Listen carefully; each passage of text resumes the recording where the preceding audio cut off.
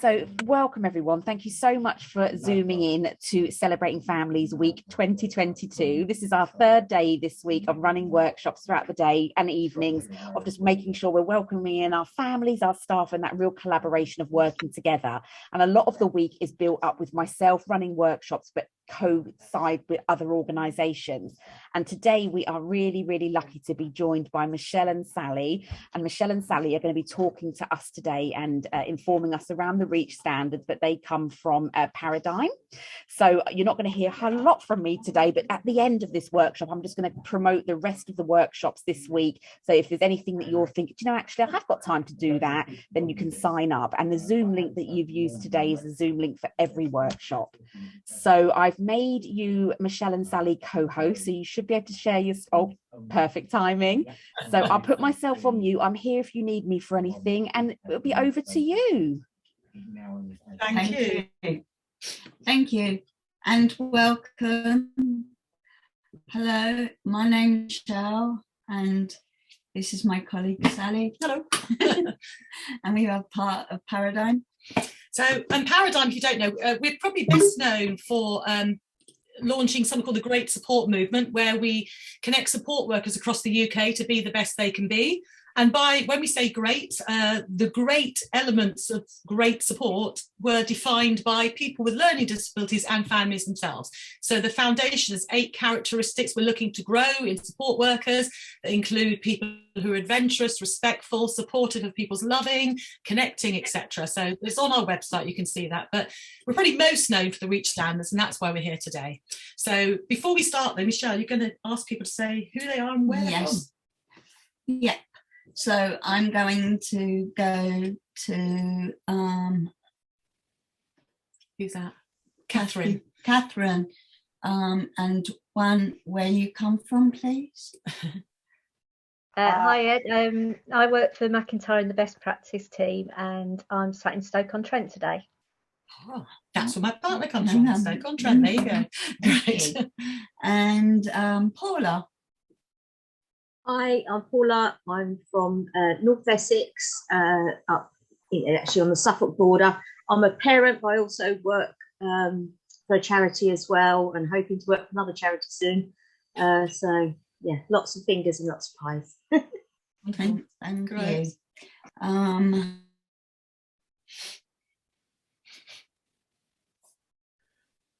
Tina, where are you? There we go. Hello. Hello.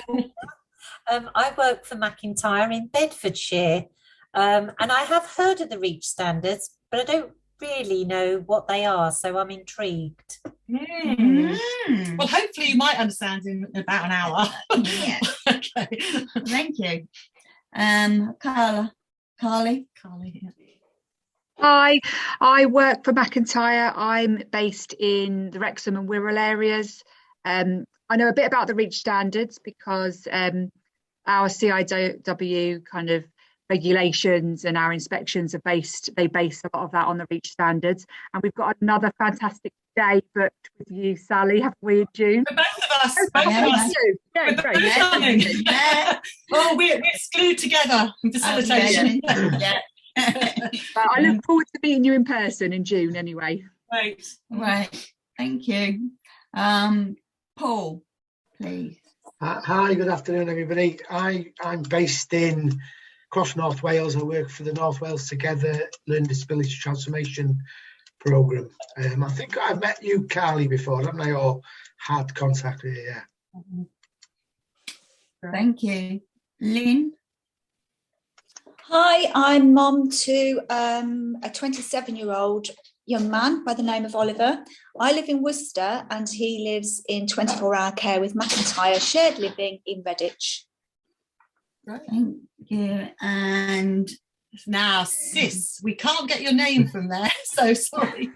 It's my name's Catherine, and when you said Catherine, I started talking and then realised that on the screen I'm called SSISKXW, and I don't know how to change it. I'm sorry, but I'm Catherine Whitfield. I work with Paul. We've worked together, haven't we, Sally? But I work with Paul Mazurek on the North Wales Transformation Programme. I thought it was you, Catherine. I was looking recognise the name. Yeah, no, I'm working for Flintshire now. Wonderful. Well, nice to see you again. Okay, brilliant. So we are here just to chat with you about the Reach standards today and bring them to life is what we say, really. So we're going to go for that. But we're going to start by inviting you all to just say one thing you love about... Sorry, Michelle? Yeah. Can you tell that's us Michelle's bit. one thing you love about your home? Okay. And in the chat, now this is us trying technology. If you look in your chat now, there's something from Menti. If you click that, it'll open up and you can type something in and we will start to see a word cloud appear. So what is it you love about your home? If you can see in the chat box there. Sorry, Michelle, I did speak when you were meant to there.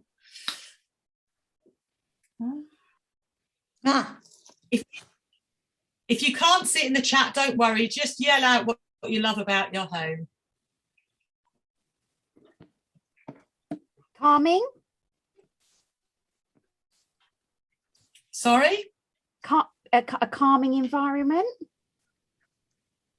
Calming. Brilliant. Okay. Yeah.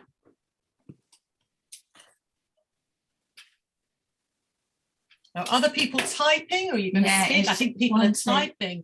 Oh, okay. Let's see what happens here when people... Oh, look. If you look on your screen now, you can see...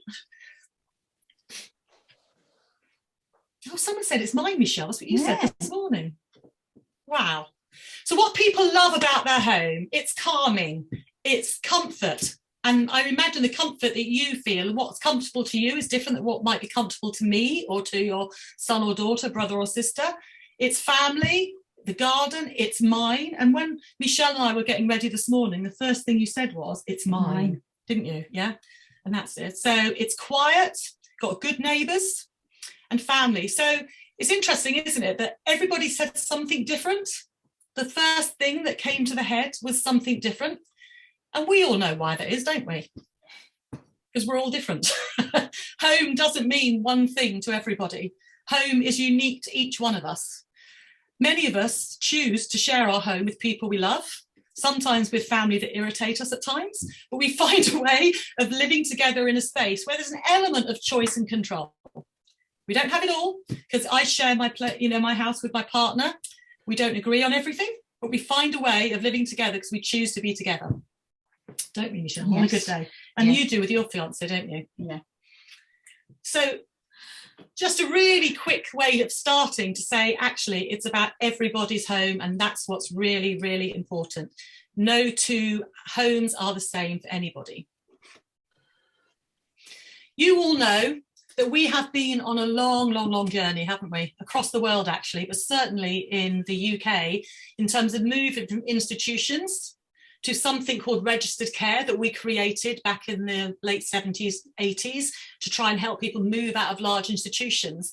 And those registered care services were heavily regulated. There were rules around everything. There were rules around the staff rotas, around who worked there. People couldn't get to choose who they live with because they didn't have a tenancy. They had a license to live in a place and they could have been asked to leave at any time. You rarely got to choose who supports you as well. And the way the money system works, it meant that you could get a little bit of money that was left over because the money that you were entitled to, if you were working or from the welfare state, would have gone into the system, the provider of your support, and you would get some remaining money. So a bit like pocket money each week. And then we started to move into the idea of supported living. We're going to talk about that today and why the Reach standards came. But we're on a journey, Michelle, aren't we? Yeah, we're on a journey. Definitely. We're on a journey to good ordinary lives. And we know that the journey is 1,000 miles and single steps, and it feels like 1,000,000 miles sometimes. Any of you as family members or staff have been fighting for years to ensure people get really good support to live good lives.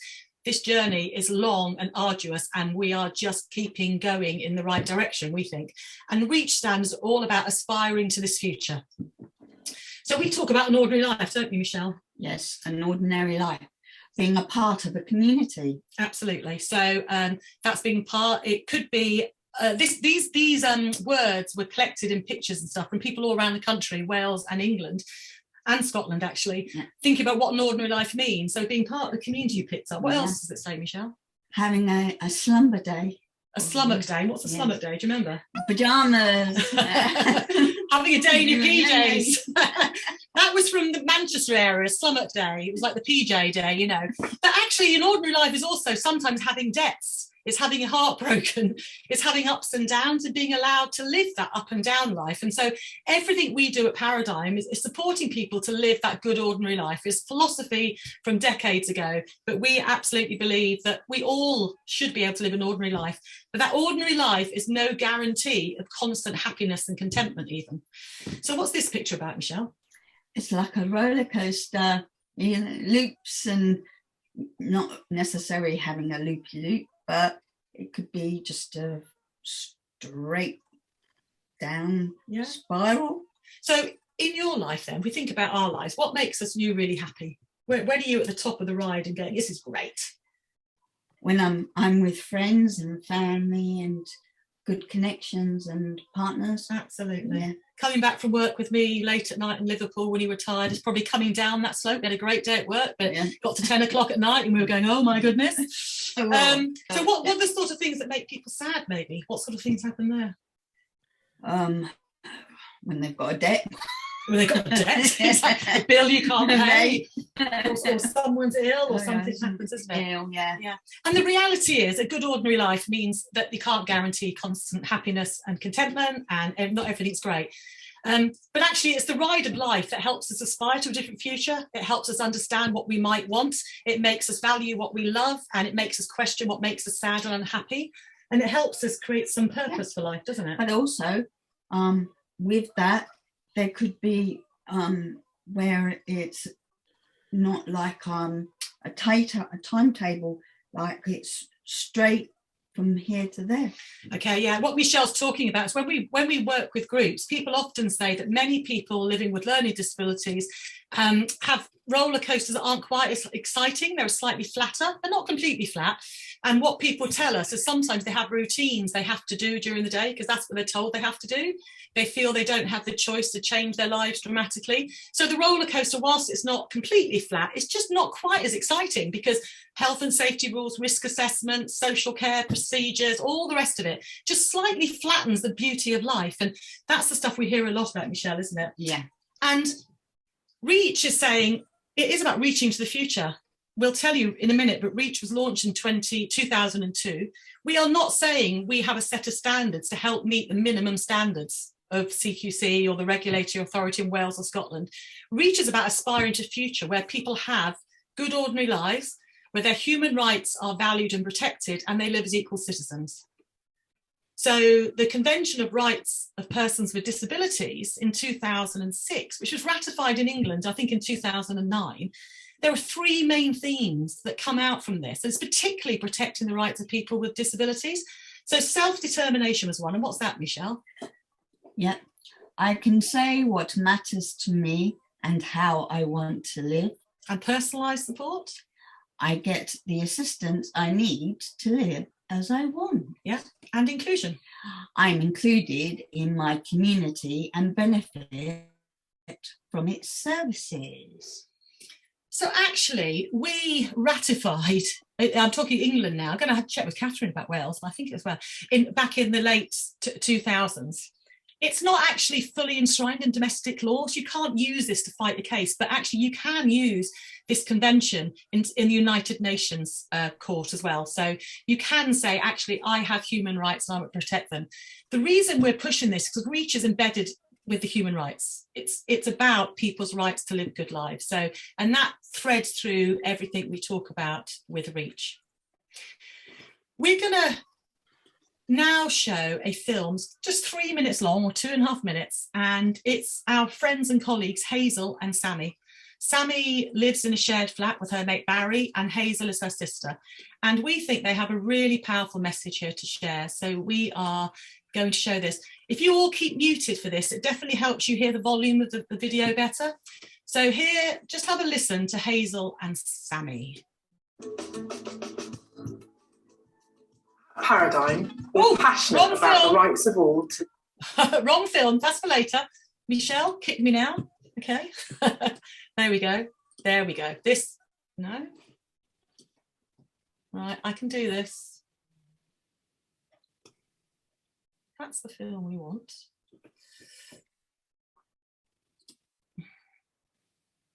That's it there, Michelle, isn't it? Yeah, that is it. That is it. So why is it showing that one? We have to show this film, it's so powerful. Right, what I'm going to do is delete that film from the screen, and I'll worry about that later.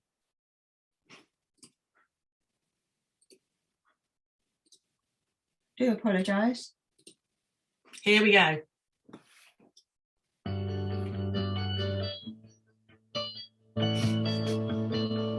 So what tips will both of you give to other people with learning difficulties and their families? Don't give up. Be responsible and tell your parents that you love them and you just want to fly and do your own stuff.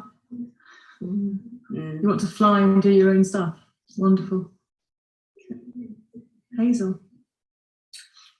Say, it's cliche, but dare to dream.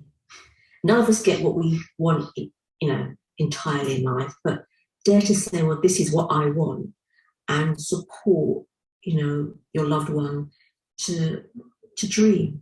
Put it down on paper, and so everyone can see what it is. And sometimes it may not be as far-reaching or out of reach as you may think initially.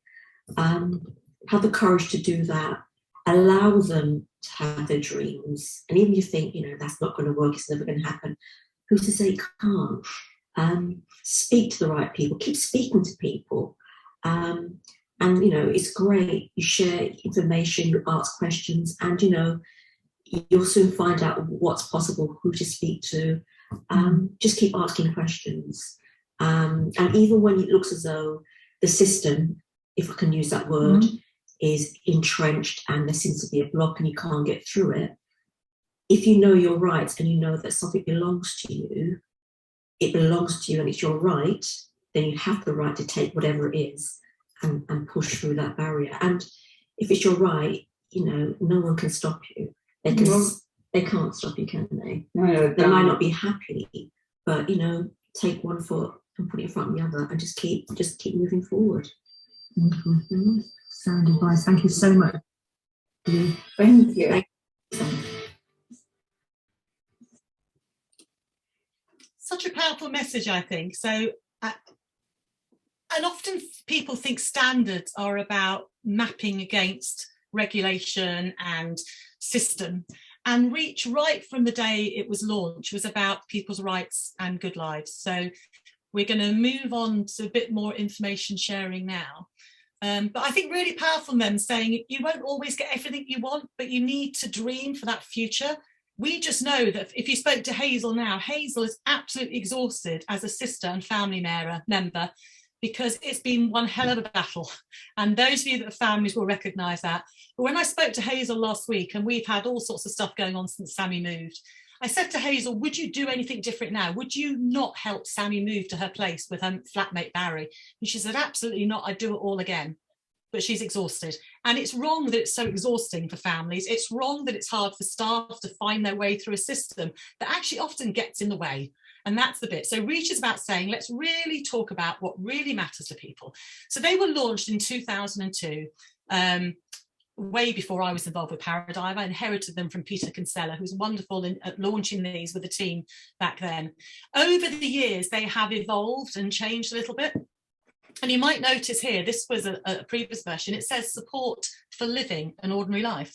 It was really interesting, Michelle, we talk about this, don't we? Because people kept saying to me, Sal, what does supported living mean? And I went, oh, well, it means having your own tenancy and then having support to live in your house, your shared house, your flat, whatever. And that support could be from paid supporters, it could be community, it could be family, friends. And they went, oh, support for living. I went, oh yeah, that's right. That's what it is. So we don't talk about supported living anymore at Paradigm. We talk about support for living. And support workers and families often say that makes so much more sense. Because that's what this is about. This is what it was when we started. It wasn't a systematic tool to define how we place people in places. That's not what supported living, as launched by Peter Kinsella and others back in early 2000s, was. And what Peter said, and would say this week today as well, is supported living. Sorry, Michelle. Supported living is not a model. It is a way of life. So that's what supported living is. So support for living, a tenancy, support. So the REACH standards are about constantly coming back and questioning and pushing and debating. I'm currently reading a law book. If you want to find a new book, Lucy series, amazing book here about deprivation of liberty. Catherine, it's partly to do with the work we're doing with you. She's reviewing the resource we're doing. She's an amazing woman. And in this book, she does talk about REACH. And it breaks my heart when I read a bit that says, REACH is just an amazing resource for keeping people focused, but it's quite far removed from the reality these days of supported living, where people are made to live in a house because there's an empty room and stuff. That doesn't stop us aspiring. So the REACH standards are all about thinking about moving forward. People and organisations tell us regularly, done it. Yeah. So organisations say, that's it, we've deregistered, we're now running supported living services. And we go, okay, well, let's have a chat.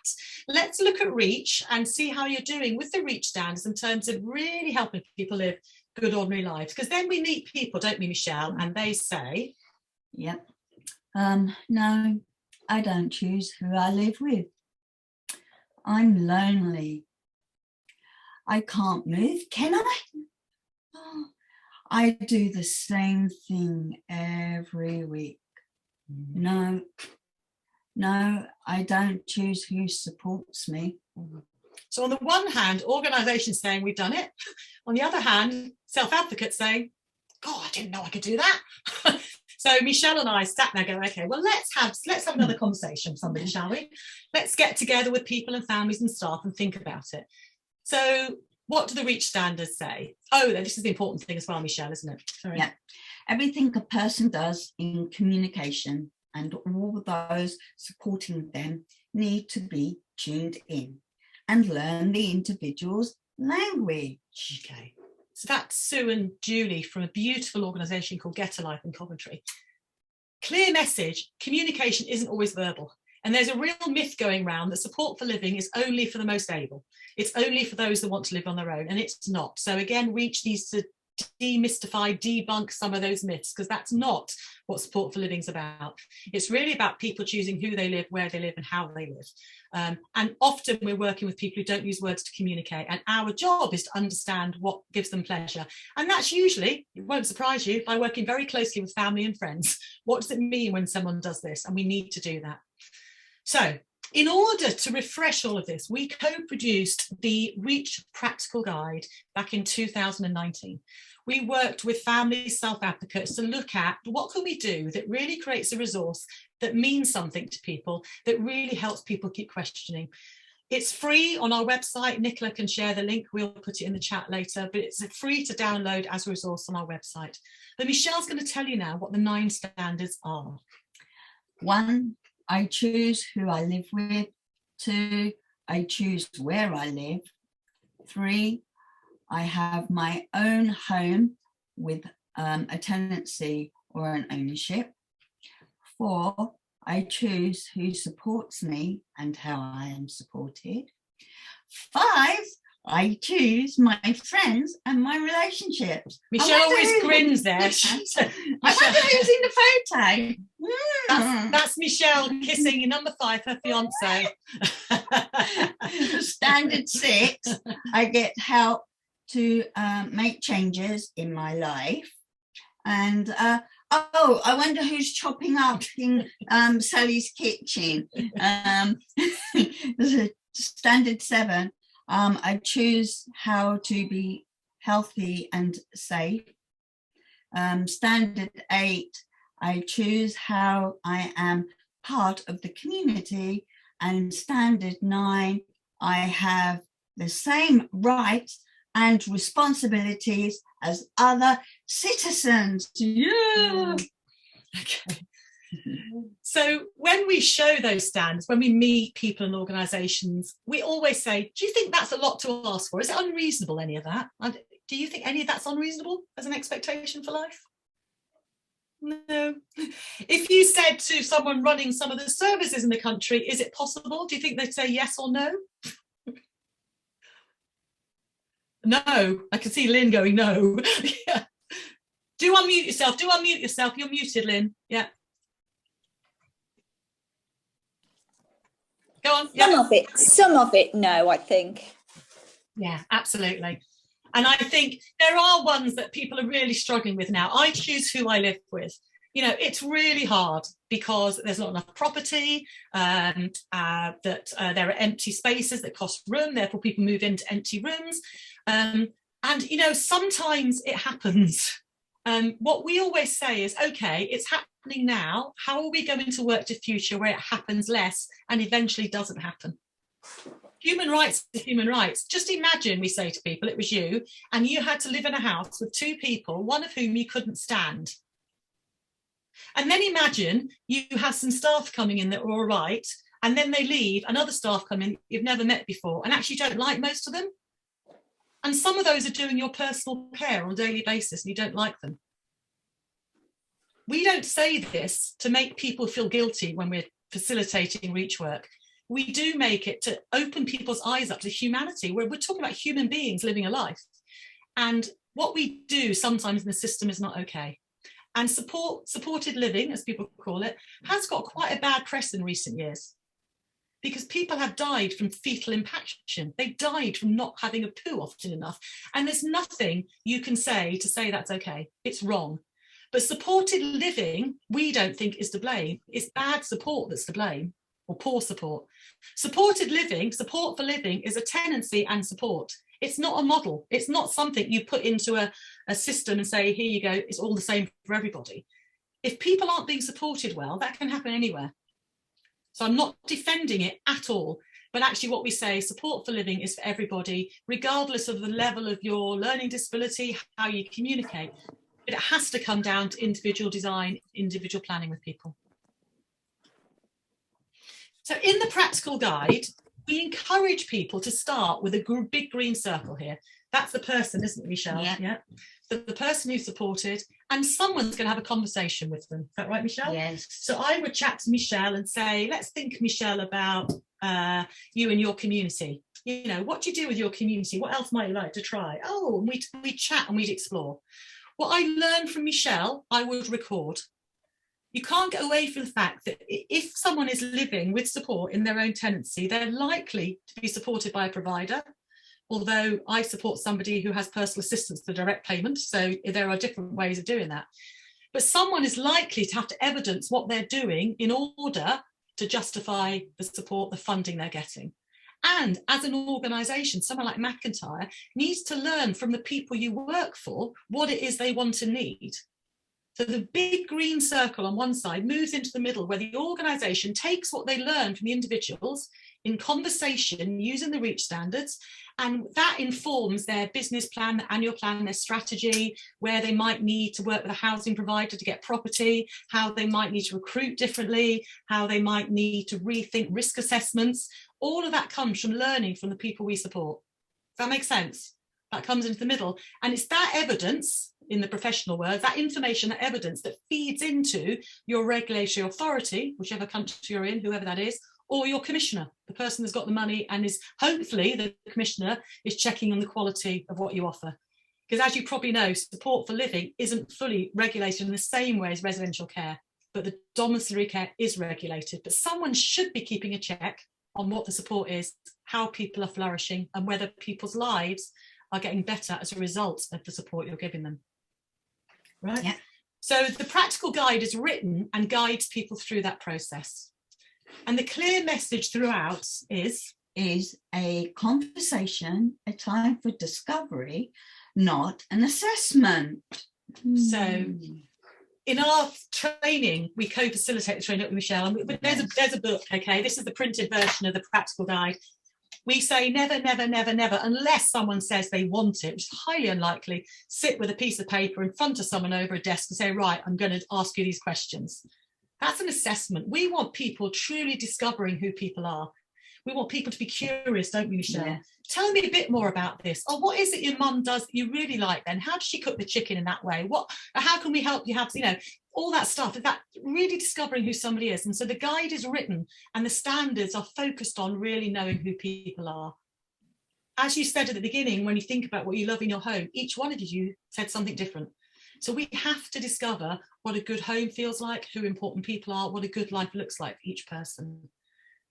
So this is just, I'm showing you this just to say that as an organisation, if you use Reach as well, there are some templates you can use to fill in. There are some questions that help guide the conversation.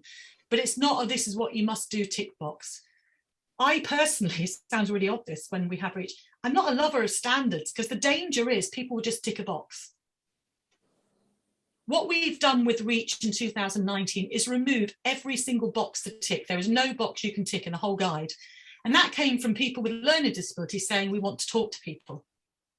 So it takes some careful thought from organisations to think, how are we going to evidence what we know from the people we support and our staff and our families in a way that makes sense for us as an organisation? So it's not a rigid approach because we think, sorry, go on, Michelle. Your ideas matter, make them happen. And the message there is your ideas. So if there's one section in this document behind you can see here, where we encourage support workers to have a think about what's getting in the way of them being able to offer the person they support what they want. So an example of that, I'll take an obvious example. So support workers are often generally wonderful people who want to do the best for people, but they have rules and regulations around them that sometimes make them feel a bit trapped. So the story is often talked about is a support worker who knows the person they support wants to go out late night clubbing, yet their shift finishes at 10. What do? The danger is support workers might just go, well, we can't go clubbing because my shift finishes at 10. What we want to do is shift the culture that says the support worker with the person they support writes down in this sort of form, Sally wants to go out till 2 next Friday. Please can we rearrange the shift pattern? So we want support workers to be part of creating solutions, not just going, oh, we can't do it because the rules say we can't. Does that make sense? And what Reach is encouraging everyone to do is to really think about what is it that gets in the way and what do we need to do? So everybody's voices need to be heard to unpick this.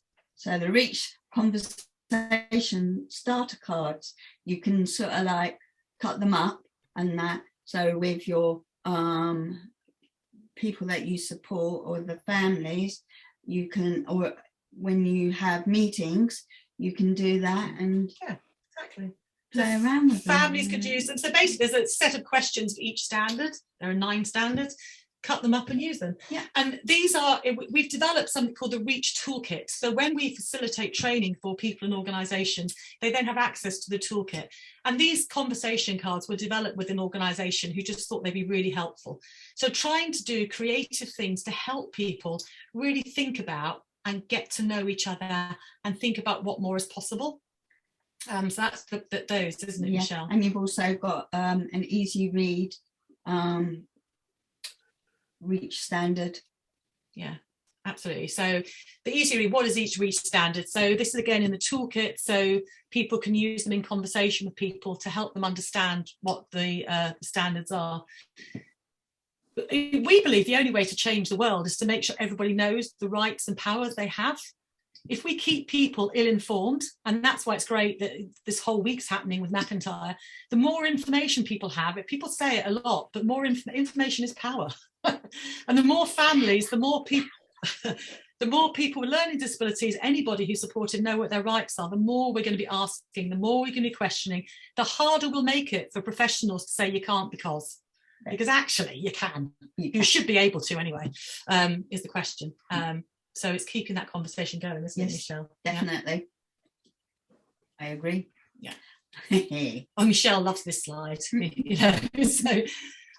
one other thing we do when we work with teams, we really encourage them to think about how they keep the Reach standards alive.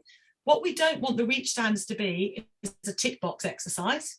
So this comes from an example when I was working with a support team who were really struggling with understanding what Reach is and how do we evidence this? We don't do that, and how do we make, managers tend to do the reporting to commissioners and regulatory bodies. how do we make sure that support workers really value the small things in people's lives that really matter? And how do we help them understand that what they see and feel and sense every day as support workers is the beautiful evidence that we need to gather for REACH? Absolutely, people need to have their medical records done. We need to be watching people's health. We need to do that. But beyond that, there's so much stuff that we should be celebrating to tell the story of people's lives and making sure support workers can celebrate that and see what's happening. So this team of support workers came up with the idea of, well, what we'll do now, and every month when they have a team meeting, they are asked to sit down and they write on post-it notes things that they have noticed this month about the people they support, or something they're celebrating. And then Michelle's going to talk through what they do. So, Michelle. Sadiq went to a new CAP this week. So then we say, which standard could that go against? Well, I think that would be standard 8. I choose how I am part of the community. Absolutely. So that's why Michelle likes it, because they bounce down. So can you see support workers thinking, what have they done? All the standards up there, how does it meet a standard? So let's have another one. Okay, Michelle.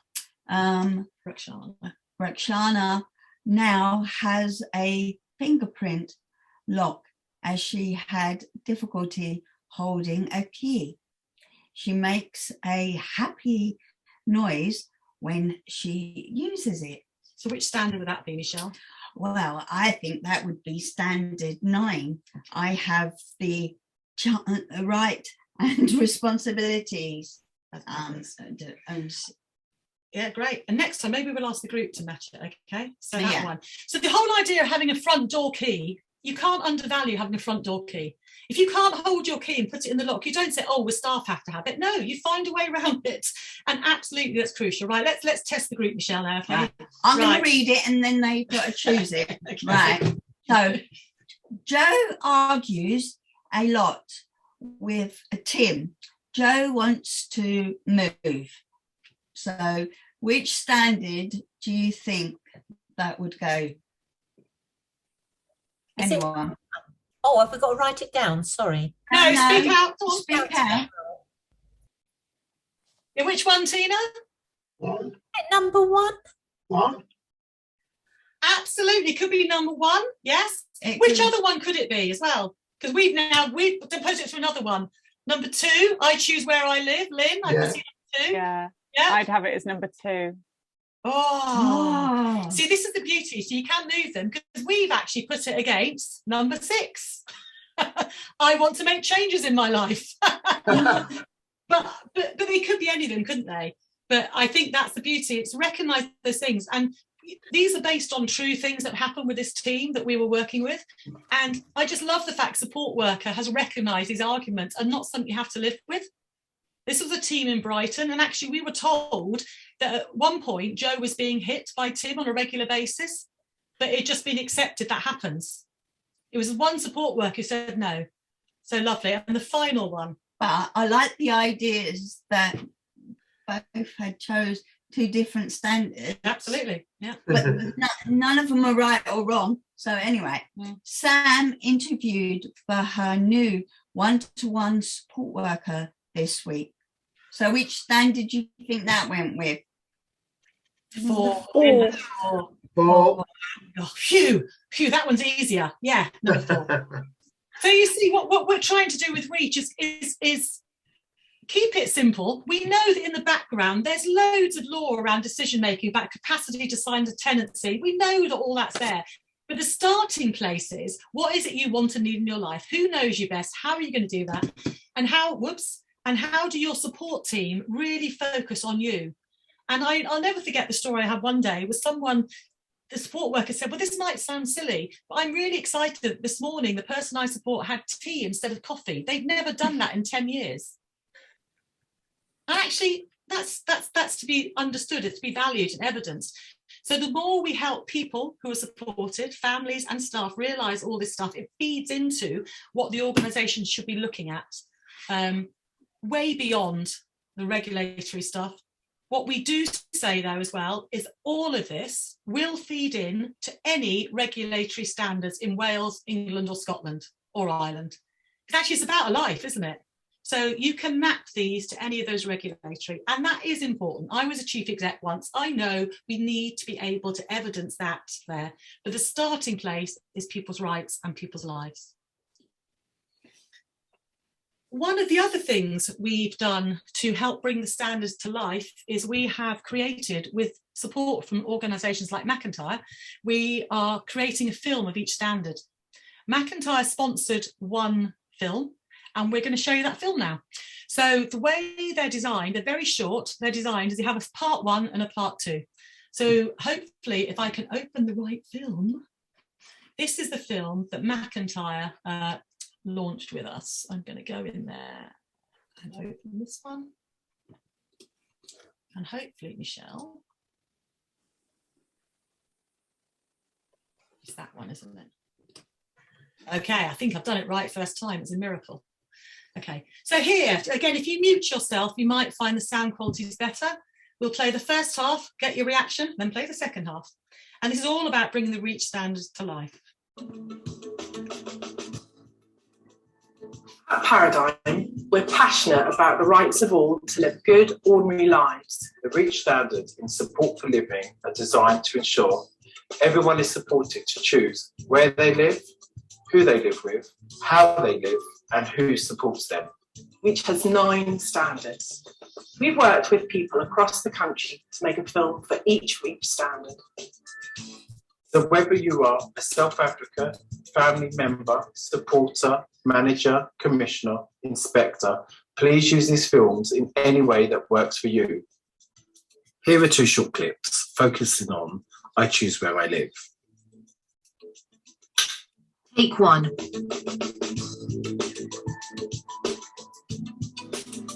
I've been living here for 9 years with no proper hot water or central heating. Yeah? Can I ask you something? Yeah. Please. I had a word with Andy. Hi. And I asked Andy Dixon, can I put in for a move? All I want is central heating, hot water, a garden shed, and a home front door. What do you want a garden shed for, Andy? I could put my fishing tackle in it. You've got that gap under your stairs. You can put your fishing tackle in, haven't you? I think you'd be really anxious if you moved from here, Andrew. Do you know, I personally wouldn't recommend it. But I had a word with Andy Dixon and other staff, and the two I said it's not acceptable, the property. Okay, let's give the landlord a ring.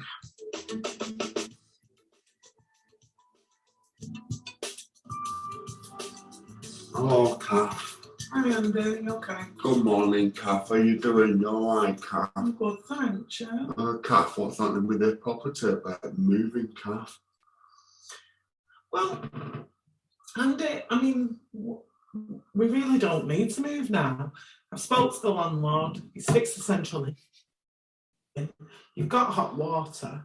And I mean, what do you want a shed for? I don't have a shed in my own garden, so not everybody has a shed. It's not essential, is it?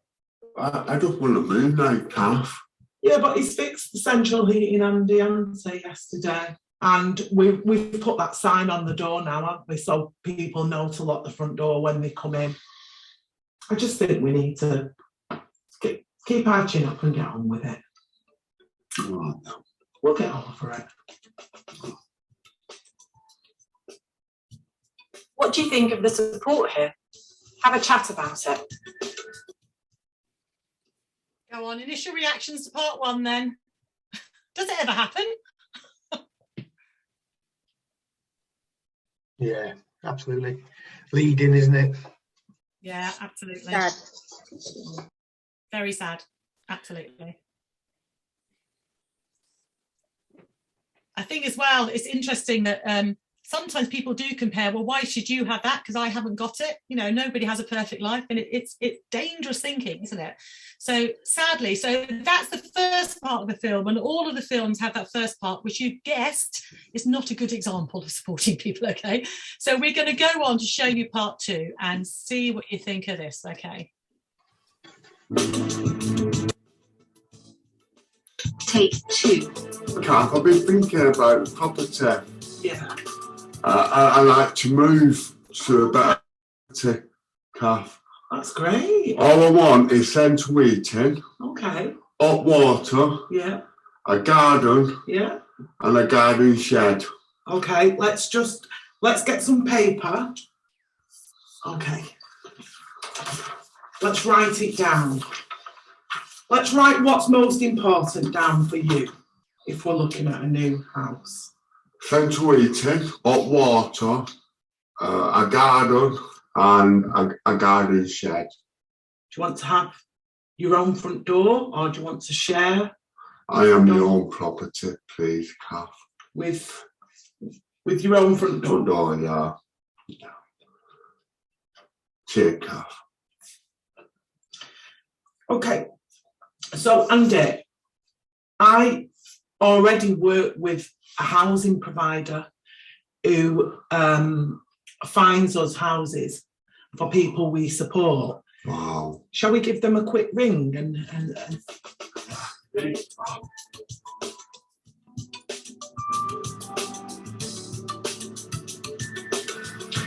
Okay, Andy, so I've been looking on Rightmove, for some properties, and I've found a couple of properties that I think would be perfect. So I found one and has everything you've asked for. So central heating, small front garden, back garden with a shed on Hanson Street. Oh, no, that's what I put with Andy Dixon. Really? Yeah, it looks very nice. All brand new house. How funny is that? Yeah, that's brilliant.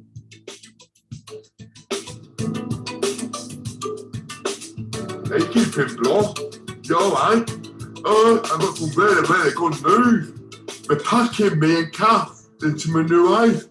Hot water, central heating, 2 bathrooms, garden shed, my own front door, my own garden. I get everything. I only live 10 minutes away from you.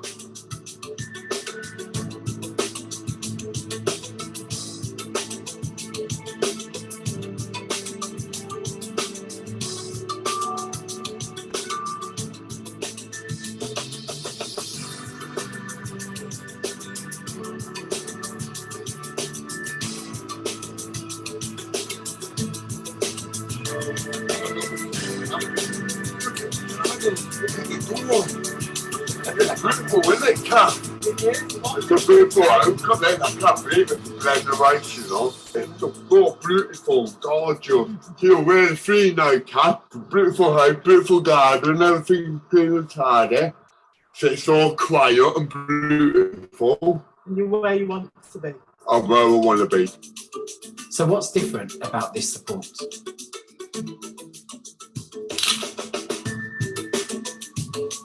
Thanks to everyone at McIntyre.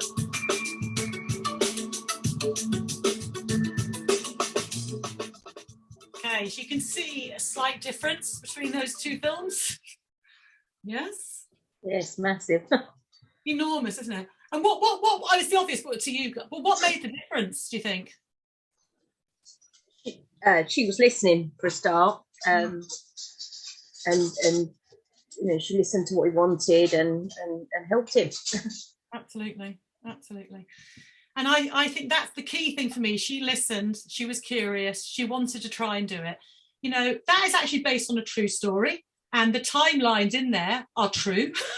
You know, but that won't happen every time. You know, sometimes someone say they want a place to live and it'll be 2 years. But the fact is, someone listened, someone believed him, and what a great actor he was, wasn't he? He's someone supported by McIntyre, isn't he? So what a great actor, and the worker as well. But I suppose the message from the Reach Standards is, just because it's not possible today, it doesn't mean we shouldn't be aspiring to it for tomorrow in the future. And if we keep dampening down people's aspirations, we will end up with pretend supported living settings that essentially deregistered care, where people are having to live in houses with people they don't like, doing things they don't enjoy. I totally understand the challenge of getting to the future, but we totally reject the idea it's not possible. And that's really what Reach is about, saying, some people say we're just a little bit crazy still, but every time we work with organisations, we can see those beautiful human beings we work with, and that can be families, people-supported staff, just go, yeah, a bit of fire in my belly again. This is not too much to ask for. It's what we should be looking for. And we had a webinar before COVID, like lots of things, with John O'Brien from America. Some of you may have heard of him. He's an inspirational man that absolutely believes in people's human rights. And someone said, look, John, we're so tired. We know this is what we should be doing, but it just isn't happening. It's too much. And John went, gee, yeah, you're right. It's really hard. But let's not pretend it's not okay. It's okay to be where we are. The minute we start saying it's okay for people to live with people they don't like, to be supported by strangers, to live somewhere with no bus stops, they can't go anywhere, to live in a place where their life is fully measured by medication and routine, we're in a really dangerous slope to going back to where we've been fighting to get from. And those institutional behaviours, those cultures can happen in a person's home where they live on their own, as much as it can in a hospital for 1,000 people. So Reach is about aspiring to the future, is about saying more is possible, but we need to keep ourselves committed and energetic to be able to do that, don't we? Yes. Prepare, dare to dream, write it down. This want and need. So I'm going to end with Sammy and Hazel now as well, before we have some time for questions, is that, you know, Sammy's mum was really unhappy with the idea of Sammy moving. Sammy had to be really brave with her sister to say, Mum, we're going to do this. We got together and we did something called a life design, which I helped facilitate, really looking at all the things that are important to Sammy and all the things that are important for her safety as well. Because Mum needed to know that Sammy would be safe. She loves her to bits. So Sammy lives with really chronic epilepsy. You can see scars on her head. She could drop at any minute. So how do we make this out? We worked out what good support looks like by listening to the family. We use Reach to help define some of that. But what the message we give to everybody is that it ain't going to be easy. Hazel is exhausted at the moment. She had to take on the council again because they're bad commissioning and stuff. But she wouldn't change what Sammy has achieved in the last 6 years since she left home. What we would advise any family member to do is to never go to social services for an assessment empty-handed. Always go with something that captures who the person you love is, who they are, what a good life looks like, the type of support they need, roughly when they need that support if you can, and what's really that, and have some of that down, because we know that if you go to social services, and this isn't a blame thing, the reality is you might meet a stranger, a social worker that won't know about Reach standards, won't know about real, what we call support for living. They'll just be looking to do an assessment and find a room for somebody. And I think the more power to families is crucial, more power to families. And part of that is working with a person you love to really gather that information with people that know and love them, to have that at the start of any process of thinking. And if someone's already living with support in a tenancy, then it's never too late to go back and look at that again and start asking for different. Okay. So now we are going to finish there. We've got about 5 minutes for questions.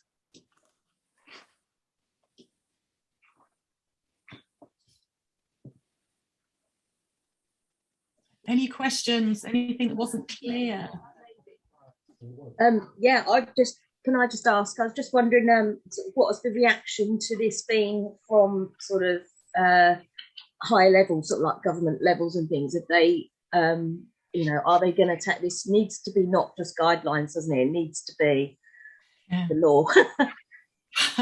Well, that's ideally. Well, it's a funny thing. So launched in 2002, and we've never wanted them to be compulsory because we want them to be genuine. And as soon as they become part of the system, people sort of push down the level in a way. It's about, we'll make national standards. So we work very closely with the regulatory body, particularly in England. I have to say, you know, work with Catherine and people in Scotland. We're working in Scotland a bit at the moment around the REACH standards. But in Wales, they do reference the REACH standards in some of their work, saying that people should aspire to them. So we love the fact that they are used by the regulatory bodies as standards that actually you should aspire to and evidence, but they're not compulsory. Commissioners locally also tend to say you should look to meet the REACH standards or similar. As far as we're aware, they're the only national standards that are like they are. There are other ones that are really good, developed by self-advocates as well, and there's Keys Decisionship that Simon Duffy uses. But so they are endorsed. Care Quality Commission, the English regulatory body, has got really interested in the last year. So we're doing a lot more work with them at the moment because they have concerns about the quality of supported living, and should they increase regulation or what else. So there's an interesting debate going on. Personally, we're not convinced increased regulation is the answer, but there needs to be something, doesn't there, to monitor quality and make sure people know. Yeah, and something for parents to have, like you say, you know, to be able to hold on to and go in with something and not just be the parent who's fussy and, oh, she's gone. Enshrined in domestic law in England, that would just be amazing. And that's where we come from as Paradigm. We believe that human rights should be enshrined. Yes. We're in and out.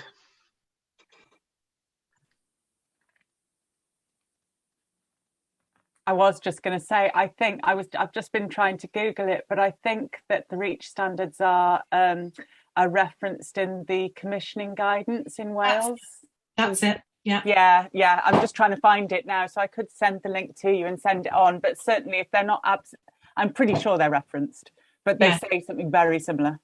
Yeah, I think we have cited Wales in here somewhere, Catherine, in the actual practical guide, because we did find that, which is really, we struggled to get a response from Scotland, although we are working in Scotland a bit at the moment. So yeah, it's interesting. Yeah, definitely. I'd love to get it translated. Oh, good God, we need to do that, don't we?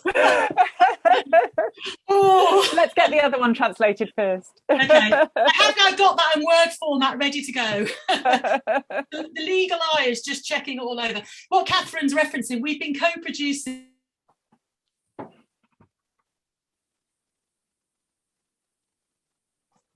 Is everyone losing Michelle and Sally? Yeah. We're losing you, Michelle and Sally. Okay. Catherine, can you explain? Yeah, I can tell you what she was about to say. Yeah, sorry, Sally. We just, and Michelle, we just lost you, and I was just about to kick in and say, but you go on about what we've been doing. I don't know what you heard. So the resource that we've been co-producing is really interactive thing around supported decision making, facilitated decision making, and best interest. So it's exciting resource that we've developed with partners.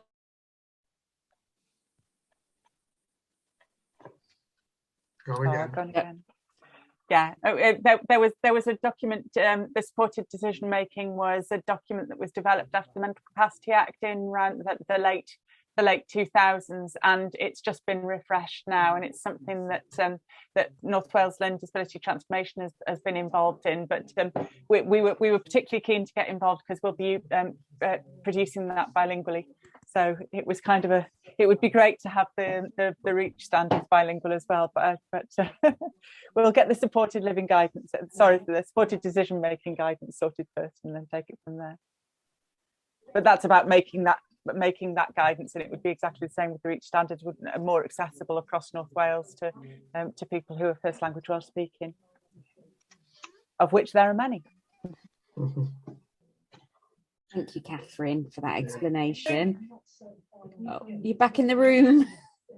Oh, I've had no internet for 20 days. I'm working off my phone, but we did pretty well there. You've done so well. You've done so well.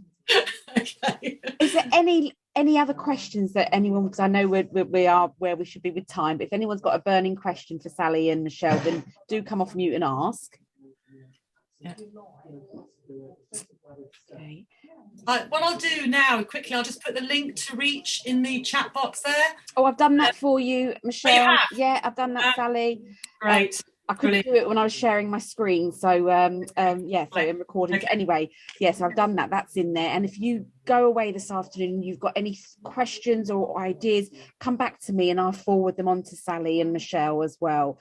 If there's anything you think, oh, I should have asked that. So thank you both so much for coming along and contributing this afternoon. It's been, it's been brilliant. I've learned so much, and those films are so powerful, and it's just so much, like you say, that fire in our bellies, that food for thought. Are we really, really listening and valuing people's thoughts about what they want? So thank you, Sally, and thank you, Michelle. You've been brilliant co-facilitators, and thank you, everybody.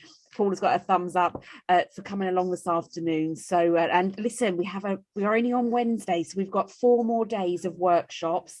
So take a look on the website. The link that you've used today allows you into any workshops, and it's quite so just take a look, and it was lovely to see you again throughout the week, and thank you all very much.